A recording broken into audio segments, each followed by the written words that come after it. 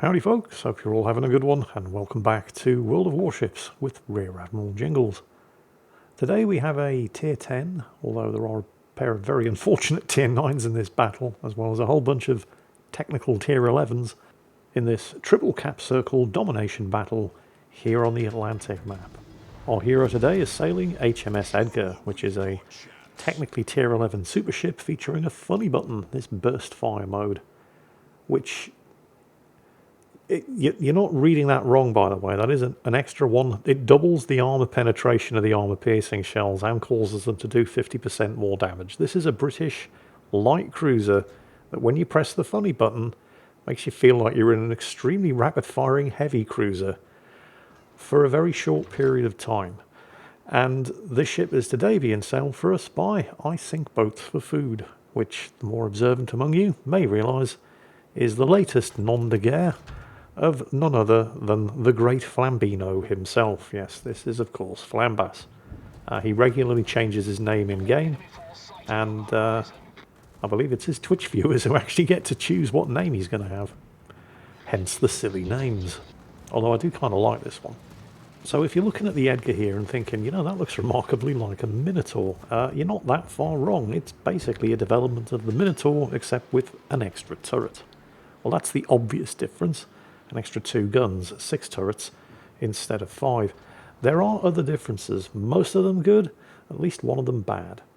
Let's start with the good. You just saw him blazing away with his AA guns there, racking up 9 aircraft kills. Although some of those were just patrol fighters and therefore very, very easy to shoot down. But the Edgar builds upon the Minotaur's already fairly impressive anti-aircraft defense suite by having what are technically exactly the same type and number of anti-aircraft guns. Well, aside from the fact that it gets an extra 2 152mm gun barrels because all of the main gun batteries are of course dual purpose, but it also adds an extra 2 km of anti-aircraft firing range, which is nice.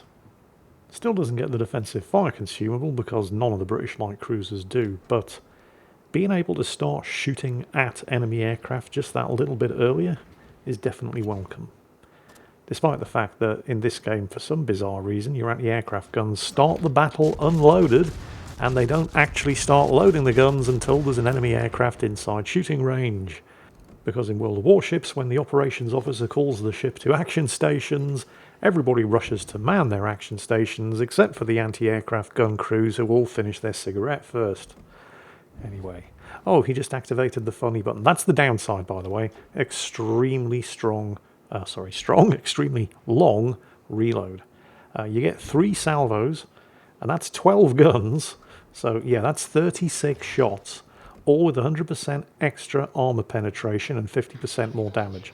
But then you've got, I think it's either a 30 or a 35 second cooldown when you cannot fire the guns at all, so choose your funny button wisely.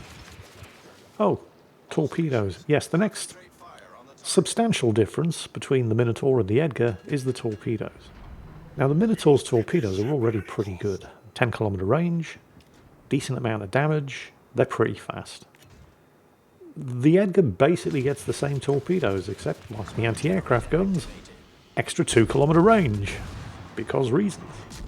It also gets an enhanced heal, which allows it to restore 40% of damage taken over a mere 20 seconds, and opposed to the normal heal that will only restore 33% of citadel damage, the Edgar's heal will restore 50% of citadel damage, which is also very, very nice.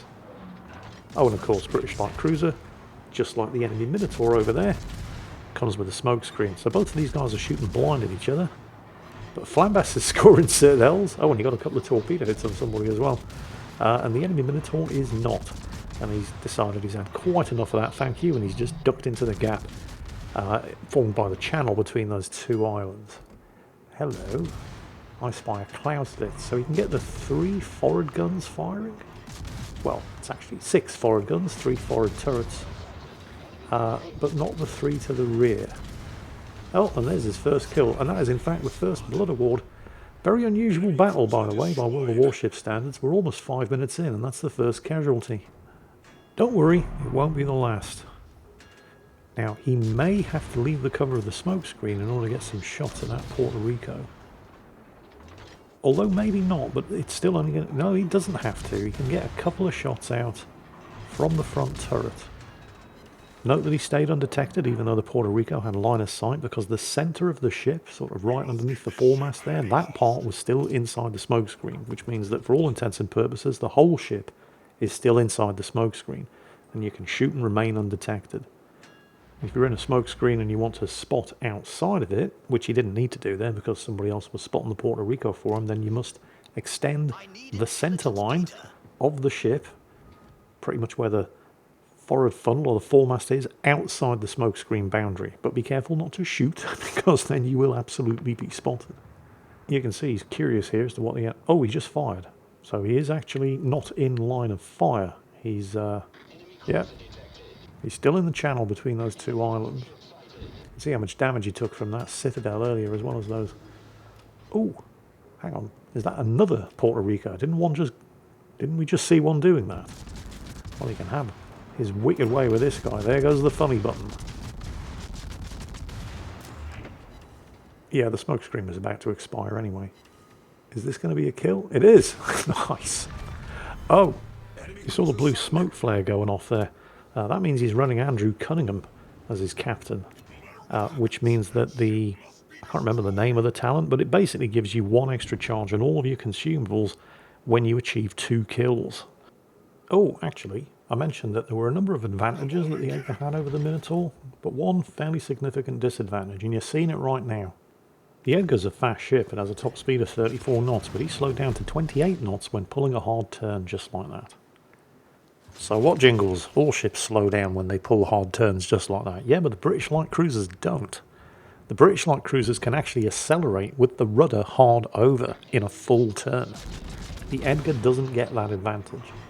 So it's not as agile as the Minotaur, and it's also bigger than the Minotaur by virtue of having an extra turret, so it's a longer ship, which means it's an easier target to hit. However, on the plus side, when it does get hit, it's less susceptible to taking citadel damage. It's not that you can't citadel an Edgar, you absolutely can, but not as much of its citadel sits exposed above the waterline as in the Minotaur. It's pretty much limited to just the machinery spaces. Speaking of... Well, why don't we just give you an active demonstration of how easy it is to citadel a Minotaur? As the enemy Minotaur has probably detected those torpedoes and is thinking, nope, and is getting the hell out of there, and then is spotted from above by the Roosevelt's aircraft. And unfortunately for him, his own smoke screen is now blocking his vision of Flambas's Edgar, so he can't even see what's shooting at him, and what is citadeling him from behind and above. He's not even given broadside, he's still getting citadel. And that's without pressing the funny button, by the way, for 100% more armor penetration, because of course the Minotaur, like the Edgar, only has 16mm of armor plating. Yeah, that's not a lot. Oh, in case you're wondering, yes, the enemy team are getting comprehensively spanked. They've only just scored their 2nd kill. And, they don't have a cap circle to their name. And they've lost, oh, hang on a second, 6 ships now. The Roosevelt just took out the enemy St. Vincent. For once, in a World of Warships replay, the scores are actually the correct way around. Yeah, that is 625 to 154. And surprisingly, the enemy team actually started off with an advantage. Yeah, the matchmaker is up to its old tricks again. The enemy team sneaked an extra carrier in. The enemy Louisiana. Oh, they've just scored their 3rd kill. Hooray. They're still at less than 200 points. Happy. Yes, the enemy team had 2 carriers. They have the Hakuryu and the Louisiana, which is a flat-top hybrid battleship. There it is. Funny button activated because he's about to... Well, as soon as he passes that island right in front of him, he's not going to be able to fire any more shots. So he may as well get the burst fire out while he can, although it looks like Louisiana saw what was coming and turned in to avoid most of that. And oh, well, there's an achievement there for the friendly conqueror. He just got detonated by the enemy Hakuryu. He's there in chat going, sure. And the Hakuryu's saying, why not? But I think the Louisiana's about to go down. And unfortunately for Flambas, before his guns come back off cooldown, and he's able to secure the kill. That's the downside of using the funny button. It does put you on a very, very long cooldown, reload, both are accurate, I suppose. You basically can't use the guns for at least 30 seconds after pressing the funny button. So the trick is, it's knowing when to press the button to ensure that you get the kill from the increased armor penetration and 50% increased damage of your 6-inch armor piercing shells when you activate it. Look at this. It's not often you see a light cruiser in open water just blazing away with its guns without anybody even targeting it. He's just farming that Yamato over there. Oh, the enemy team have scored another kill. I mean, they're still behind, but they're no longer that far. Another 2 kills, actually. Pretty soon they're going to realise that there's a light cruiser sitting in open water waiting to be farmed, although if anybody realises, it's not going to be the Yamato because he's dead.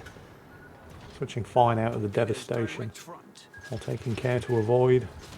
Oh, actually no, he's going to take one of those torpedoes. Might now be a good idea to use the smokes, as that guy is definitely looking at you and he has really, really big guns. Yep, there's the smoke screen. Of course, his guns are firing so quickly, it's going to give the devastation a reason... Yep, he's been hit. There goes the damage control. Oh, it looks like the devastation's about to eat a bunch of torpedoes. Airdrop torpedoes though, so they didn't do a huge amount of damage. The entire enemy team is now basically just getting farmed in the bottom right corner of this map, so even though he's in the smoke, they're all spotted. He's in no danger of running into the same problem that the enemy Minotaur did earlier. Oh, it looks like the devastation firing blind did actually score another hit, but it looked like it was, well, absolutely would have been just an over-penetration. If the devastation had scored a penetration with its armor-piercing shells, there wouldn't be an awful lot of Edgar left. He hit the funny button there in order to try to get the 5th kill for the Kraken. Beaten to it by the Hindenburg. And now, of course, the guns are on cooldown. There's the carrier. Oh, torpedoes. That will be the enemy Cerberus. It's certainly not the Christopher Columbus, who had the misfortune to get himself respotted just as the guns came back off cooldown. Torpedoes dodged. Shots out. Christopher Columbus is not looking this way. So unless the Cerberus is in shooting range, this is perfectly safe. There's the high caliber. That's 250,000 damage done. There goes the funny button. Again, shots in the air. Again, fails to get the kill. This time it's claimed by the Sejong. It looks like he's technically inside torpedo range, but there is no way, A, the torpedoes are going to get there, and B, the guns are going to come off reload in time. Although I don't know. 3 seconds, and then he can shoot. 6 health. Shots out. So close, but so far. And yeah, that'll be the Cerberus. There's still an opportunity to get the Kraken unleashed here. He just needs to be the one to claim the last enemy ship. And unfortunately, the Cerberus is running into the old, oh yeah, I can't see out of a smoke screen either problem. That's when you're the last ship left alive. Hiding in a smoke screen doesn't do you any good, because you can't see what to shoot at. Oh, there he is. Oh dear, oh dear, oh dear. He does have the health advantage, but I don't think it's going to do him any good. The funny button is available. He's holding it, trying to ensure he gets the kill. Any second now he's going to trigger it. Yeah, there it is. Shots out. Oh, man, the amount of shots this thing can spit out. Now the guns are on cooldown. He doesn't get it. The main takes the kill that time, but hey, a win's a win. And the whole reason he was playing the Edgar in the first place, by the way, he was doing a dockyard mission to farm combat ribbons. And Twitch chat suggested, take the Edgar out. And you know what? With 619 main gun battery target hits, I think that was probably a case of mission accomplished.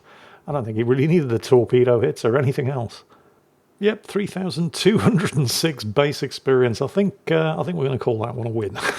So that was Flambot in HMS Edgar, farming combat ribbons like he was doing it for revenge. Hope you all enjoyed it, and as always, take care, and I'll catch you next time.